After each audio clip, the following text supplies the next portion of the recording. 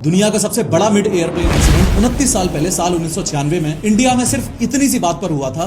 सिर्फ इतनी सी बात कि दोनों में से एक फ्लाइट के पायलट्स को इंग्लिश नहीं आती थी। एटीसी ने पायलट्स को 15,000 फीट पे रहने को बोला था, लेकिन वो 14,000 फीट पे आ गया, जहां ऑलरेडी एक प्लेन मौजूद था। दोनों एरोप्लेन्स का एक्सीडेंट हो गया और बेचारे 349 लोगों ने अपनी जान गंवा दी। प्रोफेसर अफवाह को फॉलो करके 3D एनिमेशन की मदद से इस बात को समझो कि जिस फ्लाइट की कोई गलती नहीं थी उसमें 312 लोग मौजूद थे और वो फ्लाइट दिल्ली से सऊदी अरेबिया जा रही थी। और दूसरी फ्लाइट जिसकी गलती थी वो एक प्राइवेट प्लेन टाइप था, उसमें सिर्फ 37 लोग मौजूद थे और वो फ्लाइट कजाकिस्तान से दिल्ली आ रही थी। 12 नवंबर को शाम के लगभग 6:30 बजे की बात है। दिल्ली एटीसी ने दोनों फ्लाइट्स के पायलट्स को इंस्ट्रक्शंस दिए कि सऊदी फ्लाइट वालों तुम सुन लो, तुम्हें 14,000 फीट पे रहना है, और कजाकिस्तान फ्लाइट वालों तुम सुन लो, तुम्हें 15,000 फीट पे ही रहना है। एविएशन के रूल्स के हिसाब से जब सेम एयरवे पे अपोजिट डायरेक्शन में दो प्लेन्स आ रहे हो तो उनके एल्टीट्यूड में मिनिमम 1000 फीट का डिफरेंस होना जरूरी है, और एटीसी ने ऐसा ही किया। लेकिन कजाकिस्तान वाली फ्लाइट के पायलट्स को एटीसी की इंग्लिश रिपोर्टेडली नहीं चमकी। उन्होंने एक रेडियो ऑपरेटर रखा हुआ था जो इंग्लिश से रशियन लैंग्वेज में एटीसी की बातें ट्रांसफर कर रहा था। कहीं ना कहीं मिसअंडरस्टैंडिंग हुई। कजाकिस्तान के पायलट्स अपनी फ्लाइट को 14,000 फीट पर नीचे ले आए और सऊदी अरेबिया जाने वाली फ्लाइट जिसने अभी अभी टेक ऑफ किया था